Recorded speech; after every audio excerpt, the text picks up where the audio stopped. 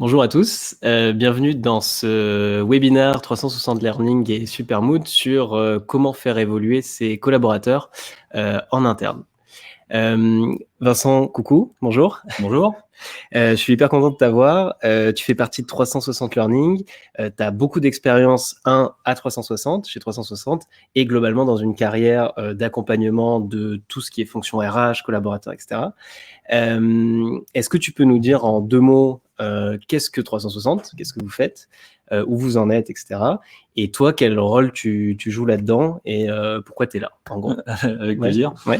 Donc 360 Learning, nous, on est leader dans le domaine de la formation digitale. Et puis au-delà de ça, on était des vrais pionniers dans le domaine du collaborative learning. C'est-à-dire qu'on est les premiers à avoir conçu une suite d'outils d'apprentissage qui intègre complètement cette notion de collaboration entre les apprenants, de partage, d'échange et d'interaction plus globalement entre les apprenants qui, d'après nous, et ça se confirme tous les jours de ce qu'on constate chez nos clients, est la clé pour générer de l'engagement des utilisateurs, des apprenants dans leur formation. Ok.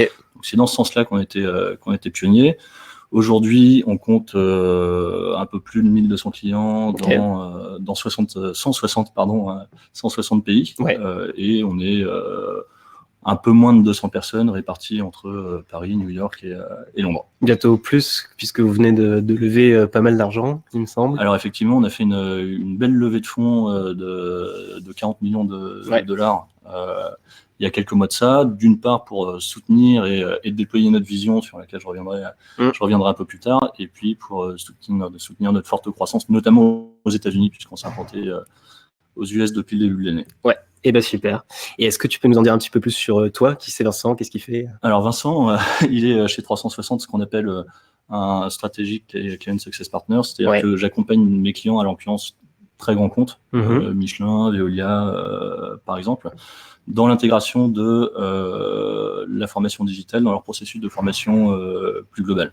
Donc l'idée, c'est vraiment de les accompagner dans, au-delà de déployer des dispositifs, de concevoir et de déployer des dispositifs, les accompagner dans l'intégration de ces dispositifs dans une logique de formation continue et d'entreprise apprenante. Et est-ce que tu peux nous dire, pour les gens qui nous voient ou qui nous écoutent, combien de personnes environ sont accompagnées par groupe? Est-ce que c'est 360 Learning, c'est une plateforme pour 10 salariés, pour 1000 salariés, pour 100 000 salariés? C'est une plateforme pour 10 salariés et pour 1000 salariés et pour 100 000. On accompagne à la fois et on équipe des très très grands groupes. Comme Michelin, dont on est la plateforme pour l'ensemble du groupe, comme la SNCF, dont on est la plateforme pour l'ensemble du groupe, et puis des organisations plus petites, moins internationales, et puis beaucoup d'organismes de formation, aussi de sociétés de conseil qui utilisent notre suite d'apprentissage pour former leurs propres clients. Ok, super. Eh ben parfait, ravi de t'avoir. Le plaisir est pour moi. Je vais passer à me présenter un petit peu. Moi, je m'appelle Kevin Bourgeois, je suis le CEO de Supermood.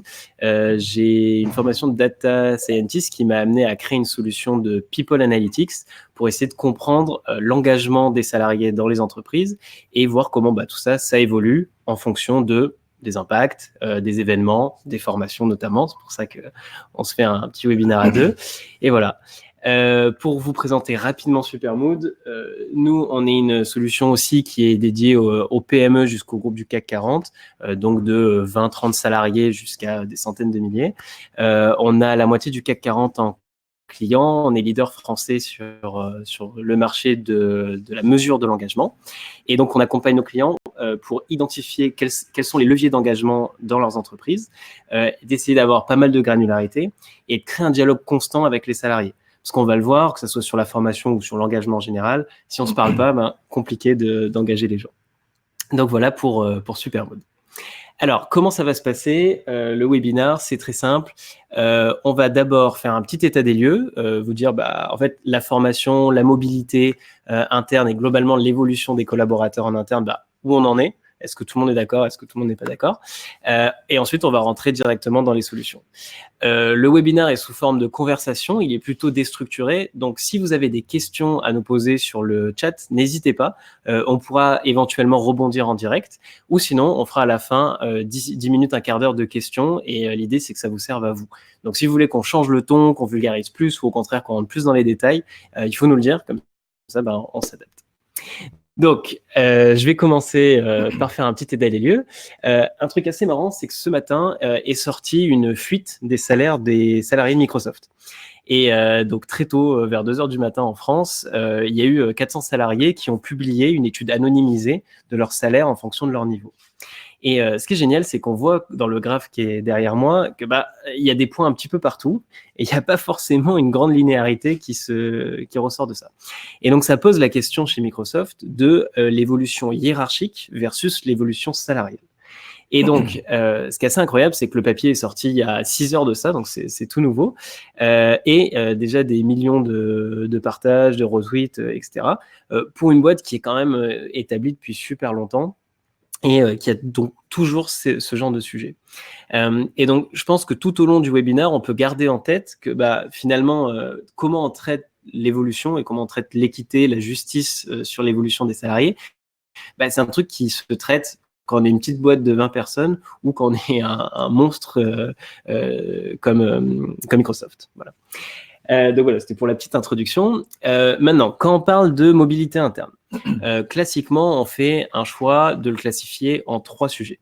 La mobilité verticale, la mobilité horizontale et la mobilité généralement externe ou géographique. Dans ce cas-là, on va parler un petit peu de rétention des collaborateurs. Vous avez fait beaucoup de travail, même en interne chez 360 Learning là-dessus. Donc, ça va être hyper intéressant de l'aborder. L'idée est quand même plus de se focaliser sur un individu qui bouge au sein du groupe. Voilà, dans différents groupes, ce genre de choses. La mobilité verticale, qu'est-ce que c'est? C'est simple, c'est quelqu'un qui monte dans l'entreprise et donc qui monte en hiérarchie généralement, en responsabilité et aussi en salaire.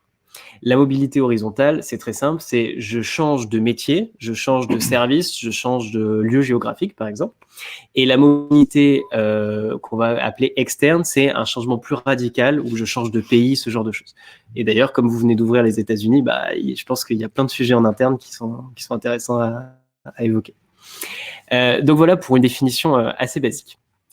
On va passer à toi, Vincent. Est-ce que tu peux nous expliquer Convexity, ce que c'est?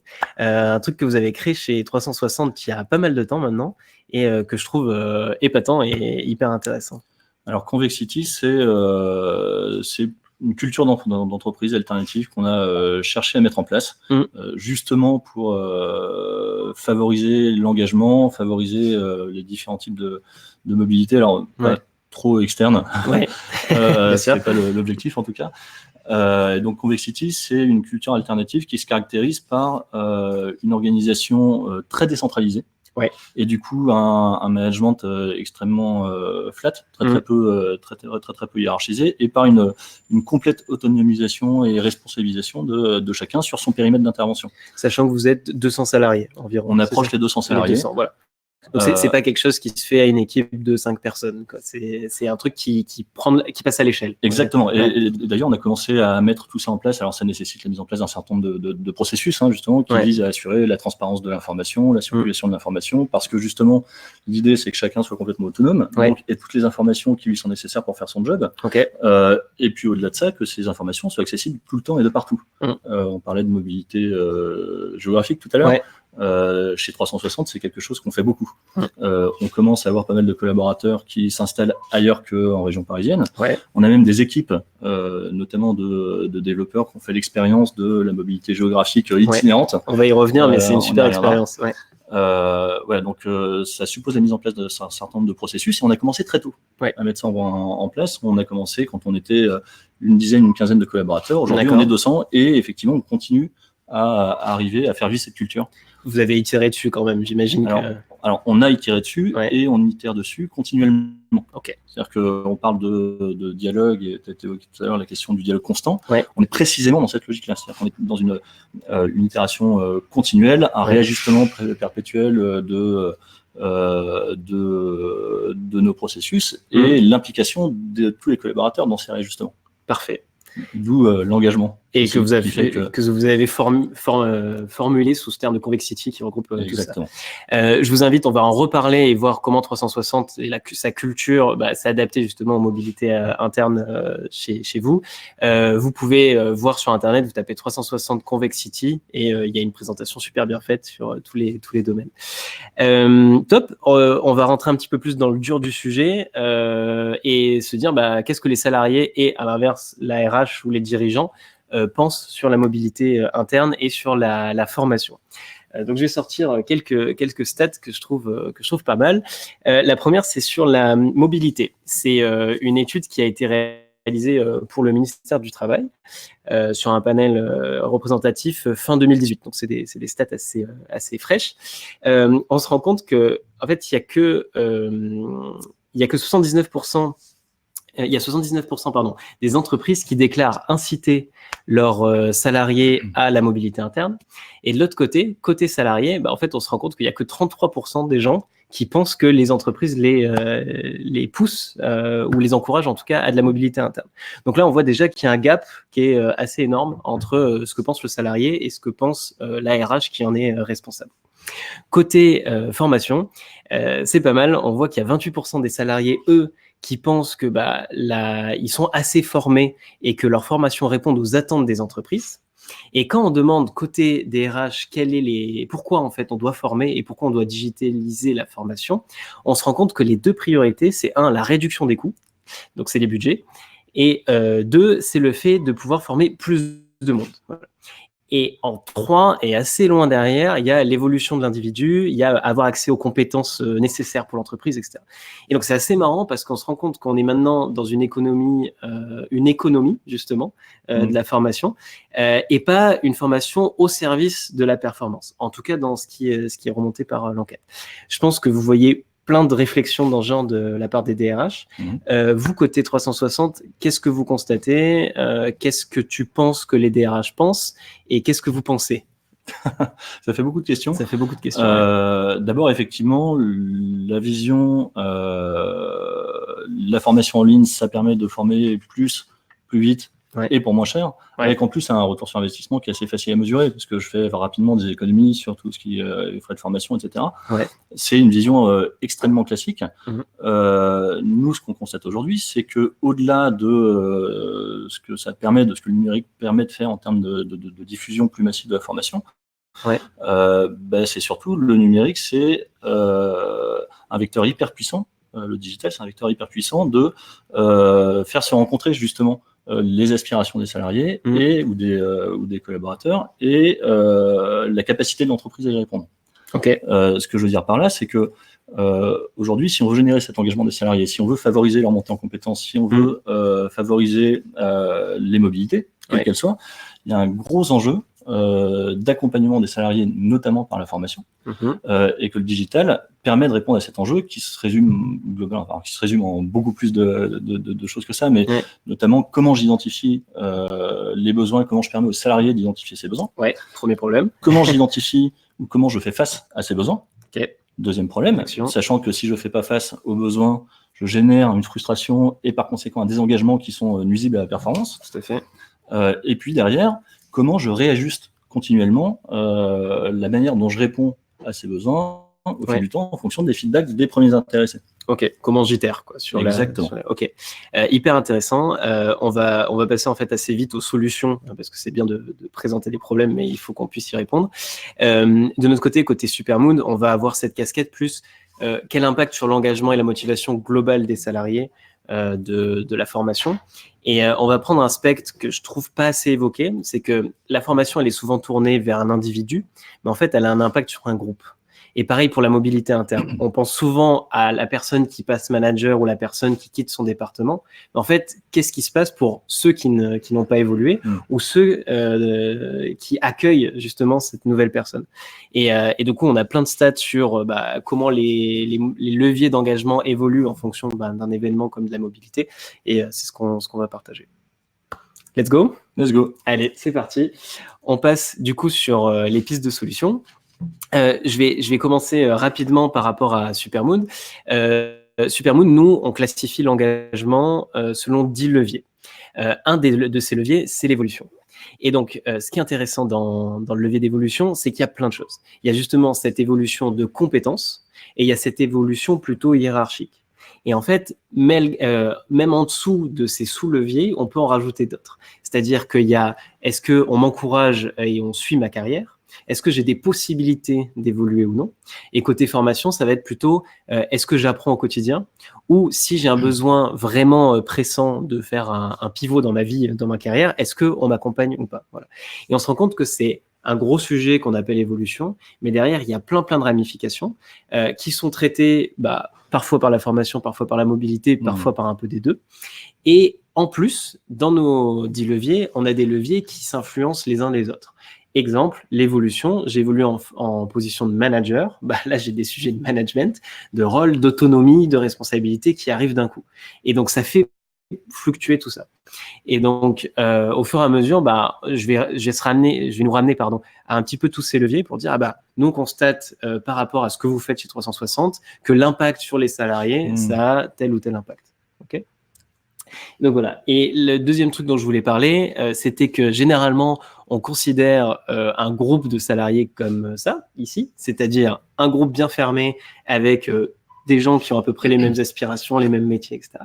Alors qu'en fait, dans la réalité, ce qu'on mesure, c'est que c'est plutôt ici, désolé, je ne vais pas te crever l'œil, plutôt là. C'est-à-dire que, c'est un groupe qui n'est pas fermé et qu'il y a des interactions en interne et aussi en externe, et que les profils, en plus, eux, ils sont à des stades de maturité différents, de compétences différents, etc. Et c'est vraiment le truc qu'on oublie tout le temps. Et ce qui est génial avec 360, justement, c'est que c'est du collaboratif. Donc, on va décentraliser les responsabilités, le contenu, l'apprentissage. Et ça, c'est la réalité, en fait. C'est pas vous apprenez toute la même chose, etc. Donc, qu'est-ce que toi, tu constates en solution qui marche bien par rapport à cet ancien monde d'un groupe formé, normé Moi, ce que je constate, c'est que sur le sujet collaborative learning, en tout cas collaboration et faire circuler l'info et la connaissance, ça se joue à deux niveaux. Il y a d'une part l'engagement du collaborateur lui-même dans la formation qui suit. Okay. Ça, encore une fois, c'est ce qui sous-tend la création même de 360 Learning et des outils qu'on propose. C'est comment je vais générer de l'engagement chez les apprenants, non pas uniquement en leur proposant des contenus, mais en leur permettant d'interagir, de poser des questions et d'aller le faire effectivement peut-être à d'autres personnes que celles qu'elles côtoient au quotidien et qui par conséquent voient d'autres choses, ont d'autres expériences et vont pouvoir partager avec elles et donc les enrichir. Ça accompagne clairement toute forme de mobilité. Concrètement, c'est je forme, je génère de l'implication dans les formations et par conséquent je favorise derrière tout ce qui est mobilité, tout ce qui est progression des apprenants. Donc le collaboratif, ça se fait en premier lieu au niveau de l'implication des apprenants dans la formation elle-même. Ça se fait surtout en deuxième lieu au niveau de la capacité de l'organisation à répondre justement aux besoins exprimés par les apprenants. Et comment ça on l'identifie, comment on le met à jour? Alors, nous, notre vision chez 360, c'est justement de dire que aujourd'hui, la connaissance dans l'entreprise, elle est partout. Elle n'est pas que chez les managers, elle n'est pas que dans les départements de formation. Elle est là aussi, mais pas uniquement. Elle est aussi chez les experts métiers, elle est aussi dans les équipes, elle est aussi dans les pays. Donc, l'idée, c'est comment, avec la plateforme, comment avec l'outil, on va permettre aux experts de s'autodéclarer experts d'un domaine et de mettre ça en relation avec un besoin qui est exprimé par un autre. Donc c'est sur du déclaratif, c'est en disant moi je me sens confortable sur le fait d'enseigner ou de. Alors c'est sur du déclaratif. Moi je sais que je maîtrise cette connaissance, cette compétence qui par ailleurs est un besoin exprimé par d'autres. Maintenant l'idée c'est que on va de cette manière libérer complètement les connaissances. Donc aujourd'hui, la situation qu'on constate partout, ça c'est vrai dans toutes les organisations, les petites, les moyennes, les grandes, c'est que le département de formation aujourd'hui, ils savent remonter des besoins de formation, pas forcément en temps réel, alors que nous, notre idée, c'est que chacun puisse déclarer ses besoins en temps réel et les voir prendre en compte quasiment en temps réel aussi. Donc ils savent remonter ses besoins, mais maintenant ils ont un vrai sujet au niveau de leur capacité à y répondre. C'est pas des équipes extensibles, elles ont le temps qu'elles ont, et par conséquent, souvent, les départements de formation deviennent un goulot d'étranglement. Donc, nous, notre idée, c'est identifions les connaissances là où elles sont, libérons ces connaissances, faisons sauter ce bouchon, libérons ce goulot d'étranglement et faisons des départements de formation, non plus des producteurs de contenu, mais des accompagnants, des coordinateurs très bien. Et les garants de la qualité. Ok. C'est hyper intéressant. On peut faire exactement le même parallèle sur l'engagement, où aujourd'hui, le grand drame, c'est qu'on a dit à une petite équipe de RH, de 2-3 RH généralement, vous êtes responsable du bien-être de 100 000 salariés. Et c'est hyper compliqué. Et donc, ils deviennent le goulot d'étranglement justement des actions RH qui sont prises. Et on se rend compte que quand on décentralise cette responsabilité de l'engagement, en fait, chacun peut agir à son niveau. Il y a le niveau classique et le niveau du management, où le manager a lui des leviers que la RH n'a pas, et inversement. Mais il y a aussi au niveau salarial. Et on a Supermood, quand on interroge, donc c'est des petits questionnaires qui durent 30 secondes, c'est 3-4 questions, mais très régulièrement pour créer ce dialogue, donc tous les mois, toutes les semaines. Et en fait, on se rend compte que dans les questions ouvertes qu'on va poser, souvent les salariés ont des solutions. Ouais. Et il y a une petite astuce qui est de poser les questions façon solution. Donc c'est pas que fait mal mon manager, c'est plutôt à la place de mon manager, que ferais-je pour blablabla.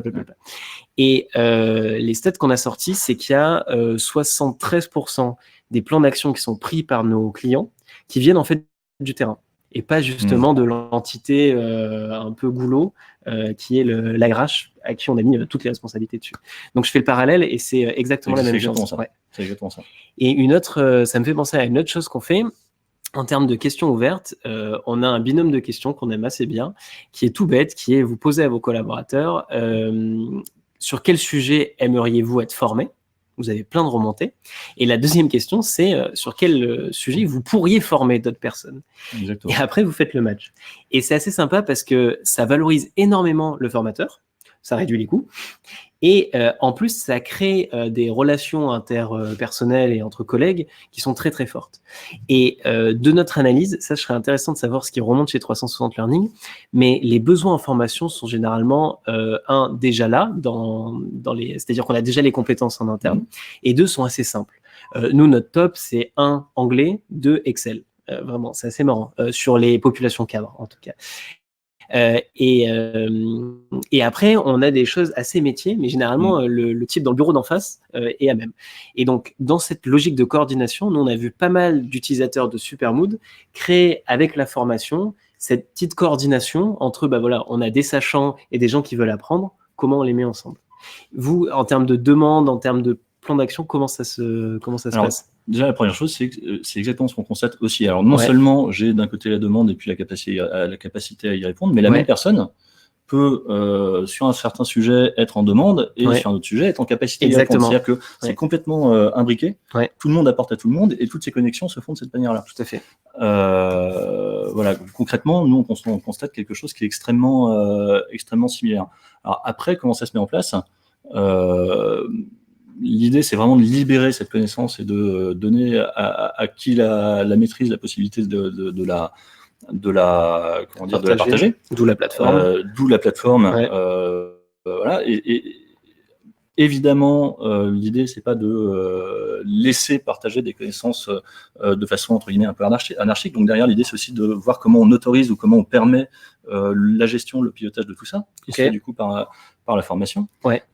Et derrière, la diffusion au final de ce qui a été produit reste du domaine de la formation. Donc c'est libération de la connaissance, libération de ce savoir, encadré par les équipes qui sont compétentes pour le faire. Derrière, il y a aussi toute la question de la maintenance ou du maintien de la qualité de ce qui est comment on engage dans le long terme, en fait. Exactement, comment on engage dans la durée, comment on fait évoluer, comment on se place dans une logique d'amélioration continue, où là, on revient sur la notion de collaborative learning, puisque les fonctionnalités de la plateforme qui permettent aux collaborateurs de s'exprimer, de partager leurs expériences, de poser des questions, elles leur permettent aussi, ces mêmes fonctionnalités, de faire des retours sur les formations qui suivent. Et derrière, à l'expert qui maîtrise la connaissance, de venir faire vivre. Ça y prend en compte. Et est-ce que vous faites du peer learning, ce genre de choses dans la plateforme ? C'est-à-dire, est-ce que je peux... Oui, je pose peut-être la question qui fâche. Est-ce que du peer review, ce genre de choses ? Alors, c'est quelque chose aujourd'hui vers quoi on va, sur lequel on travaille, qui n'est pas aujourd'hui complètement prêt. Aujourd'hui, on fait vraiment du review par le management, du review par les experts métiers qui créent. L'idée clairement derrière ça, c'est vraiment le peer learning. Alors aujourd'hui, il n'y a pas d'évaluation ou de validation peer-to-peer. Okay. En revanche, il y a ce partage peer-to-peer. C'est-à-dire que, après, c'est dans la manière dont je conçois les contenus que je mets proposés, la formation que je diffuse. Ouais. Mais c'est dans justement profiter de ces outils collaboratifs pour inciter les pairs à commenter sans évaluer, mais à commenter, à enrichir et à faire évoluer. Ok, c'est intéressant. On a même constat dans l'engagement, on est passé sur quelque chose qui était finalement assez pyramidal, on va dire, parce que c'est ce que voulait le marché, à quelque chose qui est de plus en plus dans le peer review, learning, etc. Et par exemple, du moment où on a partagé les résultats de l'engagement avec les collaborateurs, on s'est rendu compte que tout le monde en parlait. Ouais. Et là, justement, on va vers des évolutions de notre plateforme qui vont permettre aux collaborateurs de eux-mêmes, en fait, commenter les stats, ouais, etc. Parce qu'on se rend compte que ça marche finalement beaucoup mieux et les gens peuvent se l'approprier. Et ça, c'est un truc qui marche super bien. J'aimerais peut-être faire évoluer un petit peu la discussion vers la mobilité, notamment interne. Est-ce qu'on peut revenir sur ce que vous faites chez 360, les expériences que vous avez menées, quels ont été les problèmes? Je pense que c'est important de les aborder. Et qu'est-ce que vous avez fait pour pallier ces problèmes? Alors nous, effectivement, on a depuis longtemps, dans le cadre de Convexity qu'on évoquait tout à l'heure, on a mené pas mal d'expériences de mobilité à tout point de vue d'ailleurs. On parle beaucoup de mobilité géographique. Ouais. On a une équipe de développeurs qui est partie faire le tour d'Europe, donc travailler à distance, tout en continuant de travailler avec nous. Ouais. On a pas mal de collaborateurs qui quittent la région parisienne pour aller ailleurs. Moi, le premier d'ailleurs. Okay. Je suis installé à Lyon depuis quelques mois. Donc, on a vraiment favorisé ça parce que, d'une part, on considère que c'est un levier puissant d'engagement des collaborateurs et de fidélisation des collaborateurs, mais c'est même potentiellement un levier très puissant de recrutement et d'acquisition de ces talents. Ouais. D'une part, parce que ça permet de raconter cette belle histoire, et puis d'autre part, aussi et surtout, parce que ça permet d'envisager de recruter des talents de très très haut niveau ailleurs qu'en région parisienne. Ouais. Donc, on a toujours été très ouvert à ça. Alors maintenant, derrière, ça suppose la mise en place d'un certain nombre de règles, de processus, et notamment de processus qui permettent le travail à distance. Alors ça, évidemment, et l'échange synchrone à distance, et surtout le travail asynchrone. Ouais, tout à fait. On a beaucoup de processus, on a organisé tous nos process autour de le stockage, la capitalisation de l'information, la diffusion, le partage de l'information entre tous, de manière à ce que, quel que soit l'endroit où je me trouve, disponible, et quelles que soient les conditions dans lesquelles je travaille, soit disponible. Derrière, il y a une vraie question aussi au niveau des conditions de travail. Comment j'organise mon temps de travail, comment j'organise mon espace de travail. On a constaté, et je pense qu'il ne faut pas s'imaginer que quand on travaille en remote, en télétravail, on travaille du fond de son canapé en écoutant de la musique. On peut, mais c'est pas, dans la durée, c'est pas les bonnes pratiques. Donc on a identifié effectivement un certain nombre de bonnes pratiques relatives aux conditions de travail, à l'espace de travail, aux processus à mettre en place, qui aujourd'hui nous permettent de démultiplier ça de façon assez massive. Super.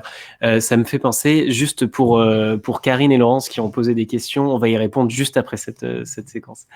On a fait pas mal d'enquêtes d'engagement sur les expatriés dans des grands groupes, justement, qui partent à droite, à gauche, dans différents pays, etc. Et on a constaté 3 leviers qui étaient hyper importants. Un, il y a le levier de la personne elle-même, de l'individu. Est-ce que les expatriés, en moyenne, ressentent une problématique, je ne sais pas, de flou de management, de flou sur leur impact, ce genre de choses. On peut mesurer aussi combien de temps ils mettent à revenir à la normale, entre guillemets. Et tous ces parallèles peuvent être faits avec le télétravail ou ce genre de choses. On est dans une nouvelle situation, un nouvel environnement. Combien de temps on met. L'autre levier sur lequel on a travaillé, c'est ce sentiment d'accompagnement. Est-ce que les gens qui partaient et qui étaient expatriés se sentaient accompagnés généralement soit par le siège, soit par l'entité locale? Et on a remarqué que finalement, c'est ça qui avait le plus d'impact. C'était ce savoir sécurisé et toujours, entre guillemets, à la maison, même si on n'est plus dans le lieu habituel. Et enfin, je reviens sur le sujet, mais c'est sur le groupe. Comment ça se passe pour le groupe en termes d'engagement qui a, entre guillemets, laissé partir cette personne, et comment ça se passe pour le groupe qui accueille? Voilà. Et si je devais faire un lien des 3 importances, il y a un, c'est la relation entre l'employeur et l'accompagnement qu'il offre à l'expatrié ou à la personne qui quitte le lieu de travail habituel. 2, la personne en elle-même. Et 3, le groupe. Et on voit que sur des sujets de rôle, d'impact, par exemple, ou de management, s'il y a une organisation soit transversale, soit matricielle, on voit que ça a des impacts très, très forts. Et si on le prend assez vite, au bout de 2-3 mois, on peut retrouver des courbes de productivité, on va dire, plutôt normales. Ouais, c'est intéressant. On a fait pas mal d'études là-dessus. Je pense qu'on a une petite vision assez holistique. Est-ce que tu as envie de rajouter quelque chose sur la mobilité, sur la formation, sur... La formation, encore une fois, moi je reviens à vraiment à la vision de 360 qui est de complètement libérer la formation, de contribuer à créer l'entreprise apprenante et de l'intégrer, de l'inclure complètement dans la culture de l'entreprise. Très bien. Ce qui est essentiel parce qu'encore une fois, ça favorise largement l'engagement et ça favorise toutes sortes de mobilité. Alors, je vais poser une question qui pique parce que Karen nous pose une question, par exemple, dans un groupe très important. Alors, on ne change pas la culture d'un groupe très important du jour au lendemain. Du coup, comment on fait en fait? Est-ce qu'on commence petit et puis on s'étend? Est-ce qu'on essaye de commencer d'un coup? C'est une excellente question. Il y a des vraies problématiques d'accompagnement au changement derrière, parce que ça a des impacts sur plein de choses. Ça a des impacts sur les métiers de tout le monde, des formateurs ou des directions de formation jusqu'aux experts eux-mêmes, qui sont dans une logique non plus d'experts qui maîtrisent sa connaissance et qui l'appliquent, mais d'experts qui la transmettent. Et puis derrière, ça pose aussi plein de questions de comment je valorise cette contribution, et donc c'est un vrai sujet de conduite du changement. Dans les très grandes organisations, ce qu'on constate souvent, c'est alors je ne sais pas si on peut dire commencer petit, en tout cas on fait un pilote sur une population restreinte pour voir ce qui en sort, pour identifier les bonnes pratiques, identifier les éventuels freins globaux ou propres à la culture de l'organisation, et après éventuellement on déploie. Mais c'est vrai que aujourd'hui, imaginez qu'on on peut déployer, on peut aller dans ce sens-là. Aujourd'hui, la pratique qu'on constate tous les jours, c'est vraiment, je commence par identifier les bonnes pratiques sur un périmètre restreint et ensuite je démultiplie. Et puis je crée sûrement des champions, des ambassadeurs en interne qui permettent aussi de grandir, quoi. Exactement. Exactement. Je crée ces champions, je crée ces ambassadeurs qui par ailleurs sont eux valorisés pour ce qu'ils sont, c'est-à-dire les champions, les ambassadeurs sur un sujet en particulier, ce qui génère de l'implication et de l'engagement chez eux aussi. Donc on se retrouve finalement dans une situation où tout le monde gagne parce que l'engagement est complètement favorisé, démultiplié, et au final on libère la performance. C'est hyper intéressant. Je fais le parallèle avec nous où sur le coup on a une approche qui est un petit peu différente. Pour nous, notre solution, elle est beaucoup moins impliquante pour l'individu, puisqu'en gros, il va répondre, il va s'exprimer une fois par semaine ou par mois en 1 minute. Donc, c'est très peu, c'est pas une formation qui se fait activement.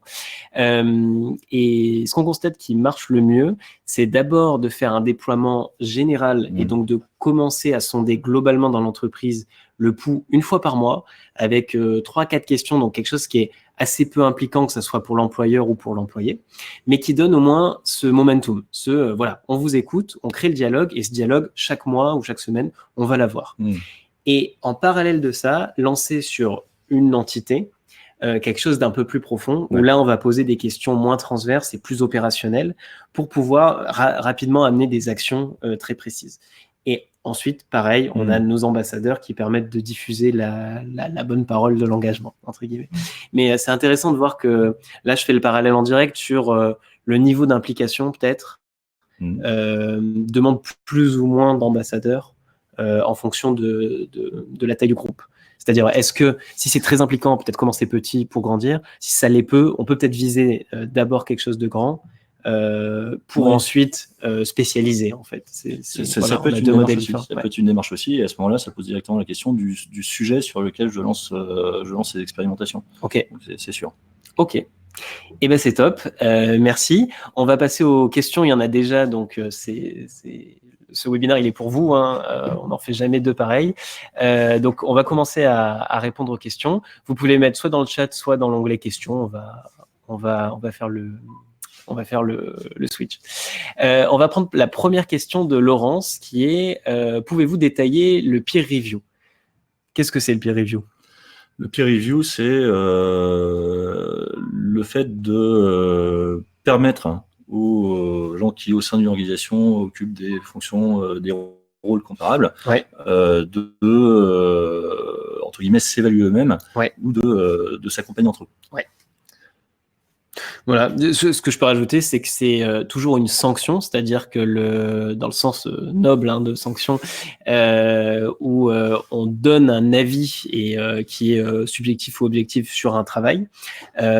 Parfois, il amène lieu à une note ou quelque chose qui va valider un passage. Parfois, pas du tout.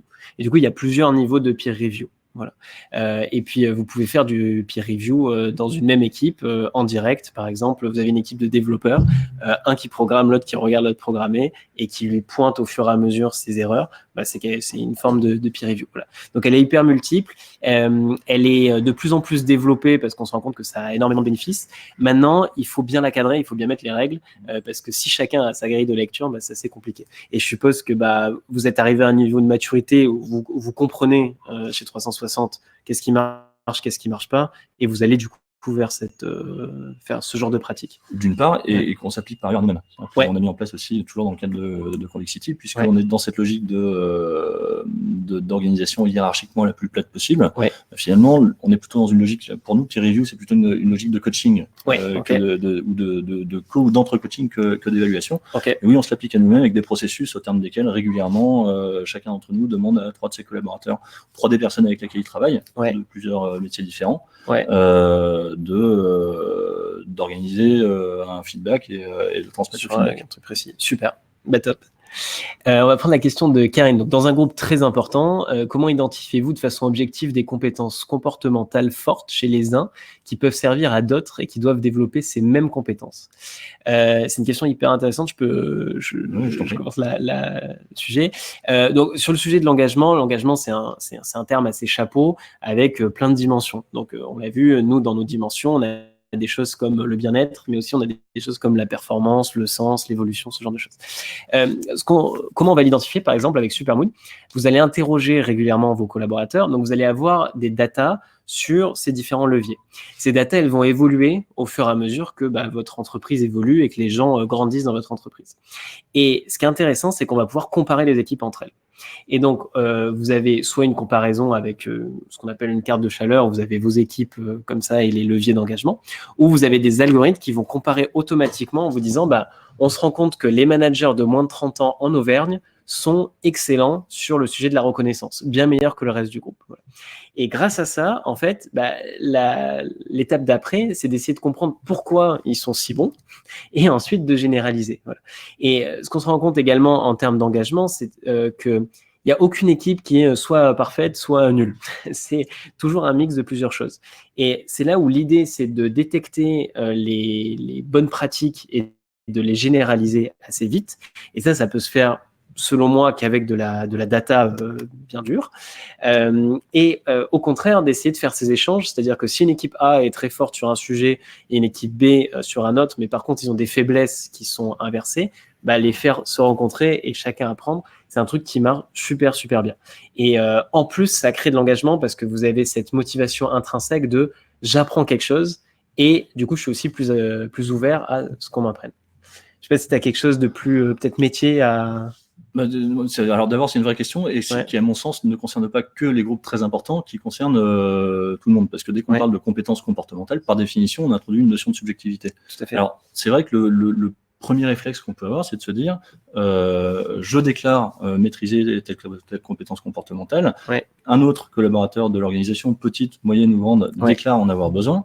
Maintenant, qu'est-ce qui, effectivement, moi, en tant que garant de la qualité de ce qui est déployé, me permet de m'assurer que celui qui a déclaré maîtrise vraiment. Bon, nous, aujourd'hui, on a vocation à permettre aux uns de déclarer leurs besoins et aux autres de se déclarer aptes à y répondre. Ça ne veut pas dire qu'il n'y a pas parallèlement à ça, et là, ils peuvent être différents d'une entreprise, d'une organisation à l'autre, des processus de validation de ce qui est déclaré.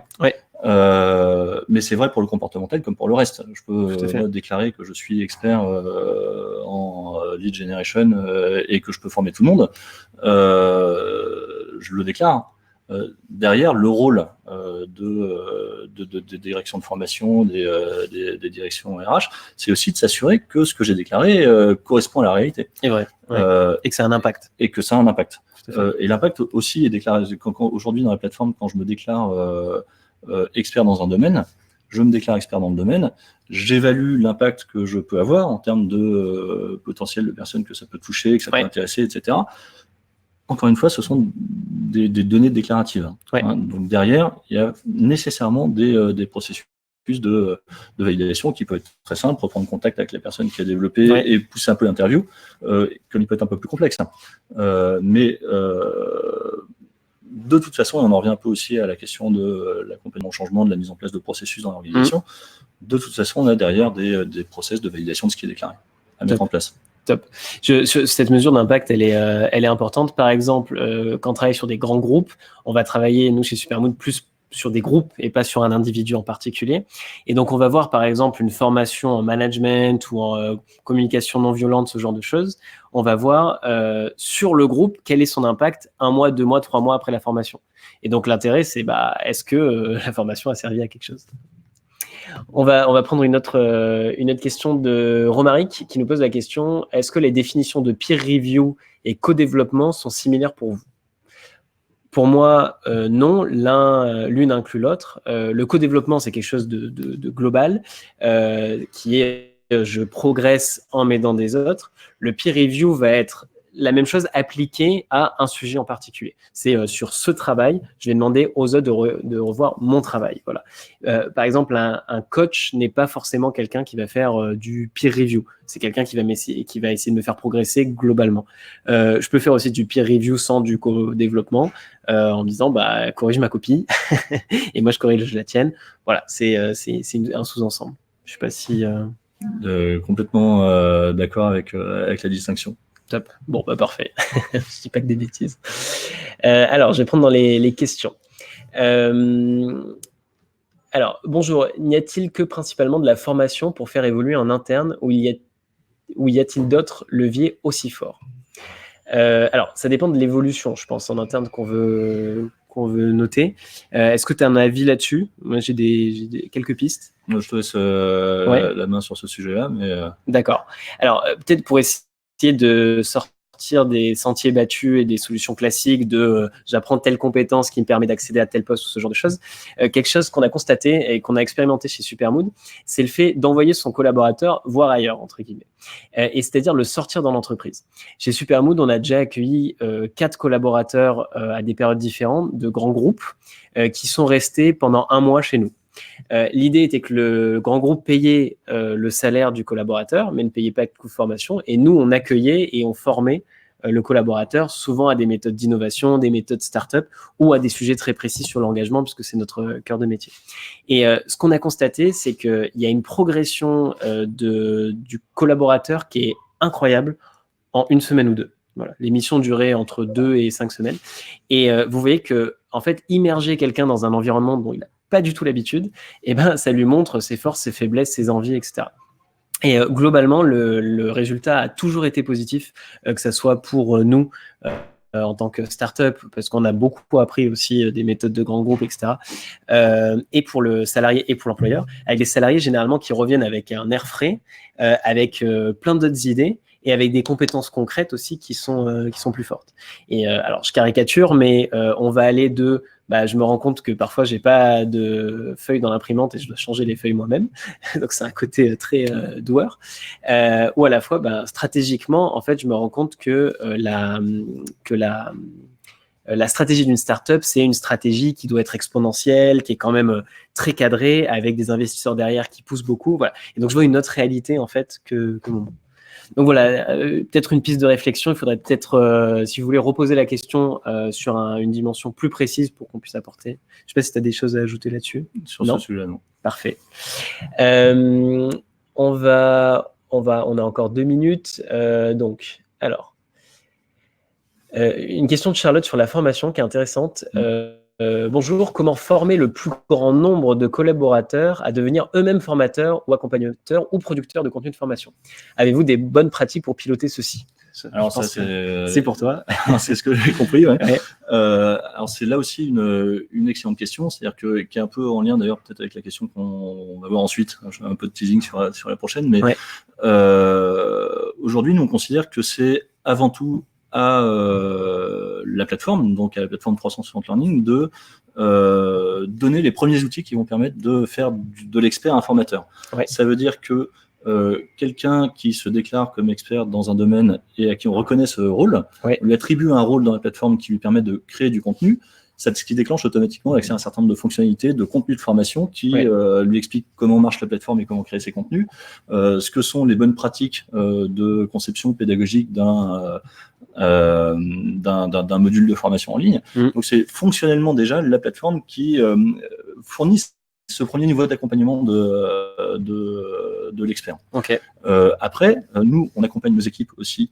Nos équipes accompagnent nos clients, les directions formation, les directions métiers, suivant l'axe sur lequel on travaille avec eux. Ouais. Pour faire d'eux, non plus, on disait tout à l'heure, des créateurs de contenu, mais des accompagnants, des coachs. Des facilitateurs. Donc nous, et des facilitateurs. Donc nous, on accompagne ces équipes chez nos clients à finalement faire le métier qu'on fait nous-mêmes avec eux. Ouais. De manière derrière, à ce qu'eux soient en mesure d'accompagner ces experts qui se déclarent, avec une bonne pratique qui est qu'en règle générale, sur le premier dispositif conçu, déployé par un expert, on est dans une co-construction entre l'expert et le garant pédagogique, le partenaire de la formation. Et en termes de maturité, on met combien de temps, entre guillemets, dans un compte à devenir soi-même facilitateur et ensuite, en tant que facilitateur, à former des facilitateurs? Est-ce que tu as des idées sur, est-ce que ça prend 1 semaine, 6 mois, 2 ans? Ça dépend déjà de la maturité sur le plan de la maturité initiale de la personne qu'on accompagne, de son appétence à le faire, de sa volonté de le faire. Là, on revient à la question de l'engagement. Tout à fait. Mais pour vous donner un exemple, pour te donner du coup à vous un exemple concret, chez un de nos très gros clients, un de nos très grands groupes, on a formé l'équipe formation centrale, c'est un groupe international qui sont partout dans le monde, et on a mis les premiers facilitateurs accompagnants en position d'accompagner les autres en 3 mois. Okay. C'est-à-dire que entre le fait de leur transmettre les bonnes pratiques qu'on connaît, qu'on maîtrise, et de les leur faire appliquer dans un premier temps, et donc démultiplier ce que nous on leur avait proposé, l'ordre d'idée sur une équipe engagée. Combien de personnes environ? Alors l'équipe en elle-même, c'était plutôt une dizaine de personnes, mais on a commencé par une partie de cette équipe et puis on a démultiplié ensuite. D'accord. Ok. Pareil, même parallèle sur l'engagement, s'il y en a à faire, sur ces sujets de responsabilisation où on doit d'abord apprendre à la fonction RH généralement à lire les résultats et à prendre des actions, ensuite au manager et ensuite aux salariés eux-mêmes. On passe entre 1 semaine, on va dire, pour le début et 6 mois pour le cycle complet. Pareil, ça dépend de l'appétence. Mais on est sur des sujets sympas, donc les gens sont plutôt volontaires. Et donc, une question de Camille, et ça sera la dernière. En attendant, je vous invite, comme on arrive à la fin de ce webinaire, à aller dans l'onglet sondage et à voter sur est-ce que ça a été un bon webinaire ou non. Ce qui est important, c'est que vous ayez des infos assez concrètes, que vous ayez appris des choses. Donc, nous, ça nous aide beaucoup à progresser. N'hésitez pas à voter. Et donc, pour la dernière question de Camille qui complète celle de Charlotte, c'est bonjour, le collaborative learning ne peut-il pas devenir un melting pot trop important au niveau des contenus de formation? Il y a de la perte de visibilité pour les collaborateurs sur le contenu abordé. Je peux faire exactement le même sujet sur l'engagement où il y a plein de leviers, etc. Comment on fait pour s'en sortir en gros? La première chose, c'est que oui, le risque existe. Ça peut arriver. Derrière tout l'enjeu, justement, et on en revient au rôle de facilitateur, mais je parlais tout à l'heure de garant aussi. Ça suppose la mise en place de processus de gestion des contenus, de gestion de l'offre de formation. Ça suppose la mise en place d'un accompagnement par ces facilitateurs qui, justement, deviennent garants, d'une part, de l'évolution de l'offre. Tu t'es déclaré expert dans tel domaine, mais il se trouve qu'on a déjà une offre suffisamment foisonnante dans ce domaine-là et on n'a pas besoin de refaire un module sur quelque chose qui existait déjà. Tout à fait. Et là, on commence à s'éloigner un peu du melting pot déjà. Et puis, derrière, il y a à la fois la structure de l'offre, donc il y a des processus à mettre pour garantir une structure pertinente. Et puis, derrière, il y a la qualité pédagogique du contenu en lui-même. Et là, le rôle de l'accompagnant, évidemment, est clé parce que c'est lui qui garantit le fait qu'on ne va pas avoir d'un côté un module avec un PowerPoint de 40 slides et des questions, et puis de l'autre côté, un module plus construit, plus scindé, plus varié, et faisant plus appel à la collaboration et au partage de pratiques. Ok, très très bien. On a même sujet sur l'engagement. L'engagement crée une attente aussi côté collaborateur, et c'est hyper important dès le début de mettre les cadres, comme tu disais, avec ce garant, en disant voilà, il va y avoir plein de sujets qui vont remonter, on a des ressources limitées, donc on va devoir prioriser, et puis au fur et à mesure prendre les actions. Comme quand on construit un produit, on a des retours clients, on peut pas répondre à chaque client en instantané. Ça, je pense que ça s'applique très bien à la formation de la même façon. Top, merci beaucoup pour votre présence. On a fait 48 minutes, 3 minutes de plus. On espère que ça vous a plu. Vous allez recevoir le replay automatiquement à la fin de ce webinaire. N'hésitez pas à voter pour nous dire ce que vous avez aimé, pas aimé. On s'améliore de webinaire en webinaire. N'hésitez pas à aller voir le modèle de Convexity 360 Learning. N'hésitez pas à passer sur supermood.fr pour voir ce qu'on fait, les datas et ce qu'on publie. Il y a plein de trucs intéressants. Et puis Vincent, merci beaucoup de ta présence. Merci à toi. C'était top. À bientôt tout le monde. Au revoir. Au revoir.